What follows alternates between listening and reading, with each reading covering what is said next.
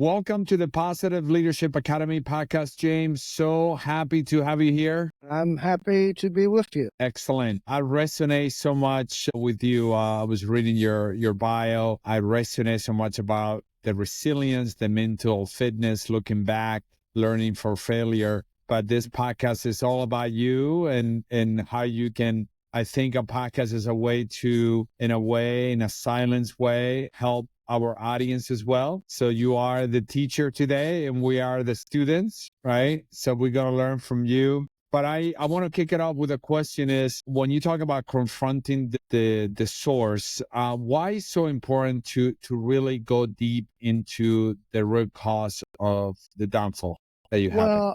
Well, because I just don't think that you can heal until you deal with what has caused you the problem. And so when I say the source, I'm really talking about that particular thing or whatever it might be that was the cause, or you think at least was the cause of you having your downfall. For instance, in my case, at first I thought it was my gambling. So I had to deal with that.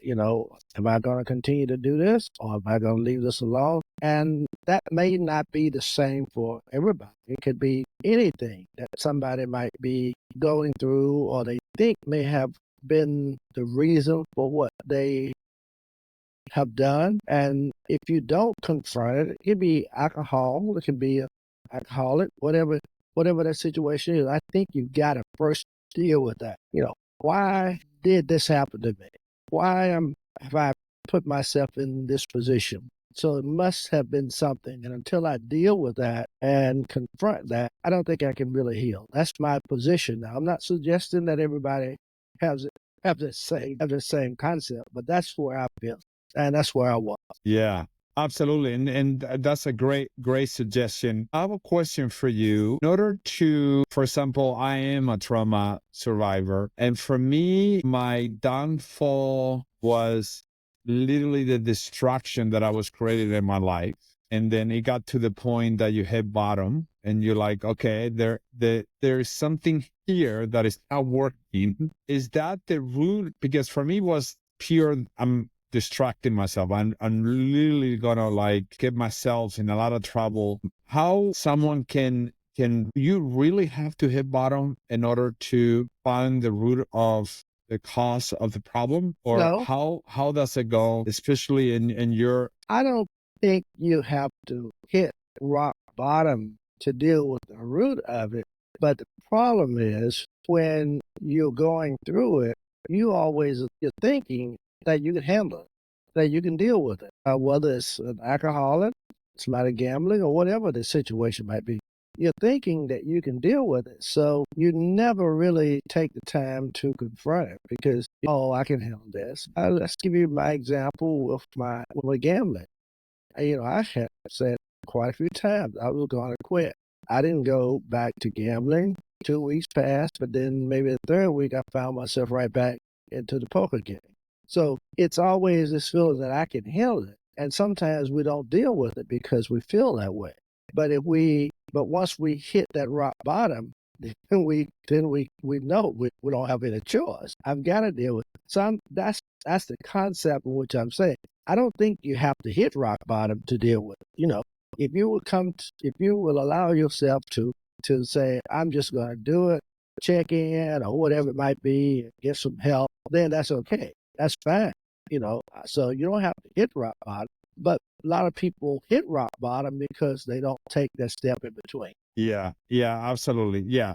For me, obviously everybody has their own journey, different stories, but yeah, when you see the cups coming your way, then yeah, you definitely know you really you gotta look into your downfalls. You gotta do something. Something's not working as well. But I believe in you. For me was like, okay, I think, yeah, I got it under control, and then it will come out again and again, stronger and stronger. And I'm like, all right, this is getting out of control. Facing failure here, because I think I was educated the wrong way. And for me was like, if you fail, don't worry about it. Just look forward, right? Don't even learn why you fall. What can you get out of this? But there are some people that failing can get you into, you take 3 steps backwards, or you don't, or you kind of think very negative for yourself. How can people find the strength to raise up again and really face the demons of what is really preventing them to move forward? Now, that was one of the toughest issues, I guess, I faced because even giving you my own situation, circumstances, I thought I had a gambling problem. I thought my problem and what I went through was a result of my gambling. But just to give you an example, when I was attempting to try to go speak to guys at the Gambling Anonymous, which was a house in a city close by, one of the first things the director, supervisor asked me, he said, "Are you still a compulsive gambler?" And I said, "No." And when I said no to him, he said, "Well, I'm not sure if the guys would appreciate hearing what you have to say, because we believe that once a problem or compulsive gambler, always a problem or compulsive gambler." Similar to the uh, Alcoholics Anonymous. Once an alcohol, always an alcoholic. I told him no, I wasn't, and I was being truthful. Because since my situation, I quit. No more playing poker. It was over for me, and so I had to really reflect on that again. And so when I started reflecting on it, and this is where I think you're going, when I started reflecting on my situation, and I'm only talking about my situation, it was when I had to look at and do the self-evaluation of myself. And then when I started doing that, I realized that what my real problem was not the poker, the gambling, but it was that I was afraid to fail. Now let me explain to you. Let me explain to you where I was coming from. You see, I had been this first and only African uh, American lawyer practicing law in my hometown. That's in 1971, the first, the only. And I was the youngest and African American lawyer practicing law in the state of North Carolina at 26 years old at that time. Now, you have come out, but at that time. And so I think it kind of messed with me a little bit. You know how you get a little, you started feeling that you're so special, you you kind of leave your humility behind, and you think you this or that, and I didn't want that, I didn't want to give that up. I think is the best way to say it, and so I thought that I could recoup, and that's when I messed up, thinking that I could recoup. So that's what I was talking about when I was talking about being afraid to fail. Now, being back to where you are, I think where I feel you coming. I still say, regardless of what the situation is, that a lot of people do stuff and get into trouble because they are afraid to fail. Now, but I think if you would turn it the other way around, it ought to, there can be some positive from it, because you work hard and you make sure you don't do that because you are trying to accomplish something. So if I'm trying to accomplish something, I really don't want to fail. So I I I'm not sure whether the concept of which I was looking at it is the same way in which you were looking at it. And so that's really I'm trying to tell you how I arrived at it from my viewpoint. Yes. Yeah, absolutely. And like you said, you were in a lot of I guess you felt responsibility, right? I Mm-hmm. mean, Mm-hmm. looking the great achievement that you done. I mean, being the first lawyer in North Carolina, 26-year-old, and during that time that you felt that, and you're like, all right, I got to show this image as well, Yeah. right? And a lot Right. of people, obviously, we don't want to look bad in front of people, right? Mm-hmm. That's why a lot of people don't try anything new, because they're like, hell, well, hold on a second, I want to look, and we get that Yeah. perception that is Mhm. not true, because people don't care True. as much as you I think they agree. do, right? I agree. Yeah. Oh, Do you think faith was a component for you to find that resilience to keep moving forward? no question. Yeah. No question. I'm not sure. Now, let me try to reflect again back in this time. But I really don't believe I would have gotten to where I am had my faith not kicked in. I've always been committed. I wouldn't say committed, but I've always been a Christian. I've always been a believer. My mom was very committed individual, and I went to church. She took me to church quite often. I would take her to church even when I was practicing law. And but when I was after I committed this crime and was excuse me, at the mental hospital, was when I began to reflect on a lot of things, and knew that what I had done was not that just was not me. And so my faith began to kick in and say, "Look, you can overcome this. You know, you can just believe that you can get this behind you, and you can move your life forward." And I held on to that. My mom helped me through it. Family members helped me through it. Friends helped me through it. And so I knew that I would just get my sentence. I was going to do my sentence, my time. I was going to get out and I was going to start my life over. I was going to succeed. It was no question in my mind about doing that. My mom made a couple statements to me. She said, "Well, now you're out now. You can go and lie down in the ditch, or you can go and put your head in the sand. All folks are gonna do is come by, kick more dirt on you, or rub your head further in the sand. And so, what do you want to do?" And so I chose to get out of the ditch, take my head out of the sand, and move forward. And believe me, that's what I've done. And it's been the most rewarding experience that I've ever had. I've done some things since my confinement when I got out in 1986, I never would believe could ever happen to an individual, but it did. You know, still have all my good law friends. Still have my ministerial friends. You know, we eat, we talk. I just talked with my former law partner just the other day. We were talking politics. And so I've just done it. I pastored a church that people said I would never be able to pastor. I pastored a church and just retired. 2 years at the same church. I retired in December 22. Stayed out for 6 months. And after staying out for 6 months, home church pastor passed abruptly. Preached that Sunday, passed that Monday. My home church, who knew me well, called me to come serve as their interim pastor. I've been with them now for 1 year. Mm. It's just amazing.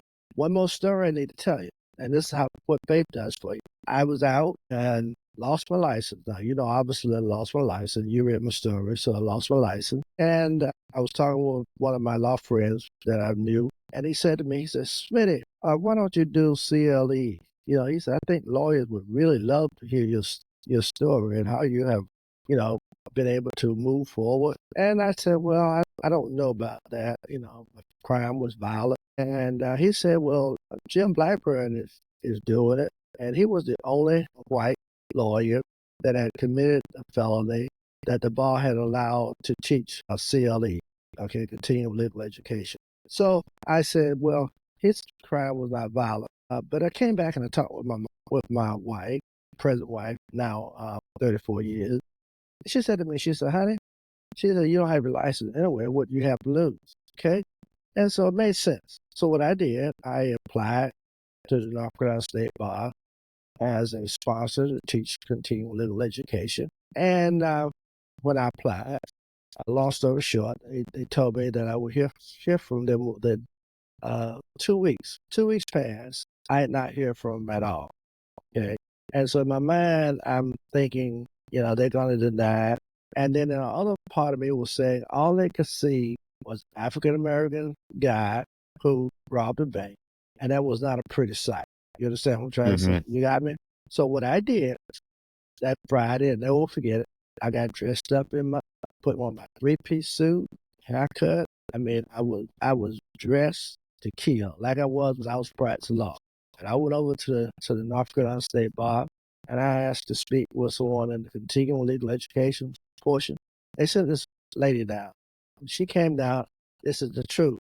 When she looked at me, I knew that I was going to be approved because she was devastated. Well, not devastated, but seemed to be so excited to see somebody who was dressed up. I looked like I had been practicing law for ages, you understand? Hmm. And she told me, she said, "Miss Smith," she said, "we will let you know something within the next 5 days." Before that 5 days was over with, I got a letter from the North Carolina State Bar, and they said to me, "Congratulations, you've been approved as a sponsor of continuing education." I was the only African American lawyer, and Jim Blackburn was the only white lawyer, just two of us who had been convicted of a felony that they allowed to do continuing legal education.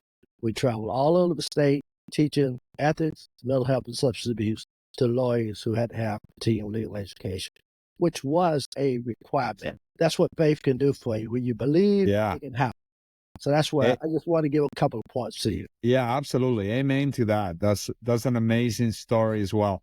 And I think your message is more powerful as well, right? When you went through and you can teach other lawyers. I want to come into your book. In your book, you talk about self-evaluation, right? I remember when I decided to make a change in my life, I sent a lot of emails to close friends and people that I know, people that work with me. And I asked them, hey, what are the things that I need to work on in my life, right? And no worries. Just tell me. It's not going to damage our relationship. It's not going to damage the way I think about you. And I got a lot of constructive feedback as well. But it's hard to do self-evaluation to yourself. Why so critical in regards to your personal growth and also transformation? I like that question because I really didn't do what you did, and which I really admire what you did because I think that was really amazing to just ask other folks. I didn't do that, but I did get in quiet spaces when I started writing my book. And I did reflect on lots of things. And I lift up some areas that I think should have been very important to me and that I also felt would be important for readers to know and to hear and to read about. But it was all about me just getting in this quiet space and just doing this self evaluation of my own life, how I got to where I am, what made me do what I did, just the basic things that I thought would not only help me or did help me, but that I think would help others as they read my book. So that was the way I went about mine. And it was really close space. I came into my space, office, at home, early in the morning, kind of late at night when I could just really reflect and think. And that's how I got to write my second book, which is the one about the self-evaluation. So everybody may not come to that same conclusion. Some people do it different. I like the way you did yours. Yeah, because if you got good friends and people who really care about you, they can be very honest with you. Yeah, I love that. I tell people, I say, don't sugarcoat it. Tell me how Yeah. it is Oh because yeah. Yeah. yeah, especially if you come from a background of what I call hard love. My dad loved me that way, and my brothers too. Is like it. I like Well, it the way it is. I don't care if you hurt me. I'm hurting myself, Mr. World. You're not hurting me, but it's so honest as well. I said one thing in the book. I know right after my crime occurred, I was with my good friend. Well, we ran, we were buddies, what have you. And I was out on bond, and so we were going someplace. And I'll never forget, I was talking, and one thing he said to me, he said, "Smitty, you need the Lord." Now that came from my best friend. You understand what I'm trying to say? It came from my best friend. It hit me right then. It hit me.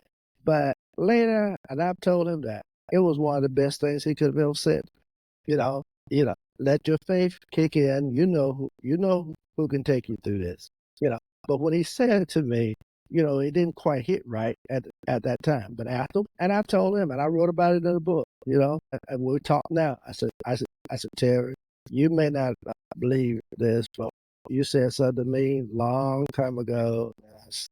Stuck with me, and I still think about it right now. We kind of laugh about it, Yeah, but that's the way it is. that's powerful, and I'm pretty sure he was a messenger delivering Oh, that message oh to yeah, you. oh yeah, sure. Yeah. Right. Yeah. I want to end with this question because I'm seeing that encouraging others is your ministry. I want to call it your ministry with your respect. I think is something that you do to transform other people. What advice would you give? Because we have a lot of business owners, we have a lot of leaders, and I know that when people say I'm fine, they're not fine. I know they're dealing with addiction, they're dealing with marriage issues, they're dealing with the imposter syndrome. They're dealing with a lot of stuff. They're dealing with what I call the devil knocking on your door. How would you encourage them to, obviously you went through a lot of resilience, a lot of challenge, overcome a lot of things. I mean, you share that the things that I have done, I don't believe, right? The miracles that the Lord has provided you. What would be a tip of advice for them to encourage them to transform their lives? Well, one of the reasons I started my podcast about encouraging, inspiring, and transforming was that I wanted to lift up stories of other folk who had some amazing stories that they can share and let listeners of my podcast really see how they can move beyond their situation or their circumstance. Very much like you're doing. And I really appreciate it.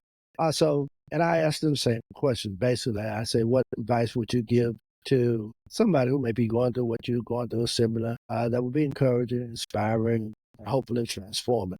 And so I've had people who ask me the same thing. You asked me this right now. And I've told everybody almost the same thing. I have two words, and those words are stay focused. I should say two phrases: is stay focused and stay ethical. And my argument behind that, if you can stay focused, you know where you want to go, how you want to get there, and you stay ethical in trying to do it, you're gonna make it. Yes. You're gonna make it. That's Absolutely. that's Yeah, why. absolutely. I always coach leaders. The why is the biggest thing. The how is the easy, but if you know where you're going to go, you're going to get there. And like you said, being ethical with yourself, true to yourself, Bruce Cheese. That's it. true to yourself, then you're going to get there as well. Because I love that. I totally resonates with me. For me, I see challenges now it's like a kid in Christmas. I'm like, let's go, let's do this. I'm so passionate to see what happens and say, okay, what else do I need to learn to get there? What do I need to equip myself to do that? Because as believers, I believe that, hey, God has your back. That's right. Don't worry about the rest. You got to do your part now, and the rest will take care of themselves. Yeah. I agree. Excellent. Where can people find you? And where can people check out your book? You can find my book from a website, dearbybme.com, dearbybme.com. And you can also get it from Amazon. All my books are on Amazon.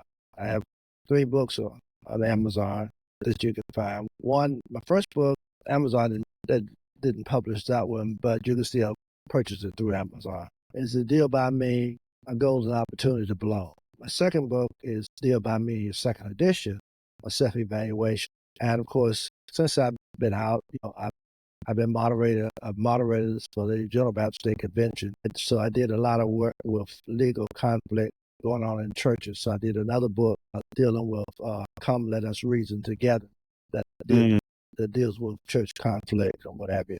So those 3 books you can get on Amazon. Either you get them from my website, www.dealbyme.com. And other information, I do workshops. I do seminars, inspirational speaking, all of that. And my website shows all of that. All the stuff. Yeah, it's a beautiful. You have a lot of good stuff there as well. Well, thank you so much. Thank you for being part of the Positive Leadership Academy podcast. You're an inspiration, another fighter right there, right?